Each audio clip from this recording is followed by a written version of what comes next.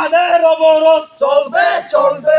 খাগড়াছড়িতে school ছাত্রীকে সংঘবদ্ধ ধর্ষণের প্রতিবাদ এবং অভিযুক্তদের দ্রুত গ্রেফতার ও দৃষ্টান্তমূলক শাস্তির দাবিতে সকাল সন্ধ্যা সড়ক অবরোধ কর্মসূচি পালিত হয়েছে। যুগ্ম ছাত্র জনতার ব্যানারে ঢাকা অবরোধের ফলে জেলার অভ্যন্তরীণ ও দূরপাল্লার সব ধরনের যান চলাচল সম্পূর্ণভাবে বন্ধ থাকতে দেখা গেছে, যার ফলে ব্যাপক জনদুর্ভোগ সৃষ্টি হয়। অবরোধের সমর্থনে আন্দোলনকারীদের জেলা জুড়ে পিকেটিংও করতে দেখা যায়। শহরের চেঙ্গি স্কয়ার, 0 মাইল, বলপায়ে, আদাম সহ খাগড়াছড়ি, চট্টগ্রাম, পানছড়ি, দিঘিনালা ও মোহালছড়ি সড়কের বিভিন্ন স্থানে পিকেটাররা টায়ার জ্বালিয়ে গাছের গুড়ি ফেলে এবং গাছ কেটে ব্যারিকেড তৈরি করে। যানবাহন চলাচল বন্ধ থাকায় সবচেয়ে বেশি দুর্ভোগে পড়েছেন বেড়াতে আসা পর্যটকরা। তবে এখন পর্যন্ত জেলার কোথাও কোনো অপ্রীতিকর ঘটনার খবর পাওয়া যায়নি। পরিস্থিতি নিয়ন্ত্রণে রাখতে তৎপর ছিল পুলিশ প্রশাসন। যে কোনো ধরনের বিশৃঙ্খলা এড়াতে গুরুত্বপূর্ণ স্থানসমূহে বাড়তি পুলিশ মোতায়েন ও জেলা জুড়ে নিরাপত্তা ব্যবস্থা জোরদার করা হয়। গত 23 সেপ্টেম্বর সন্ধ্যায় প্রাইভেট শেষে বাড়ি ফেরার পথে ওই মারবা কিশোরীকে সংঘবদ্ধভাবে ধর্ষণ করা হয়। অনেক খোঁজাখুঁজির পর তাকে একটি পরিত্যক্ত স্থানে অচেতন অবস্থায় পাওয়া যায়। এই ঘটনায় ভুক্তভোগীর বাবা অজ্ঞাত 3 জনকে আসামি করে বুধবার সকালে খাগড়াছড়ি সদর থানায় মামলা দায়ের করেন। মামলার প্রেক্ষিতে নয়নশীল নামের একজনকে আটক করা হলেও বাকি অভিযুক্তরা এখনো অধরা। পুলিশ জানিয়েছে তাদের গ্রেফতারে জোর চেষ্টা চলছে। গ্রেফতারকৃত নয়নশীলকে আদালতে 7 দিনের রিমান্ড মঞ্জুর করেছেন।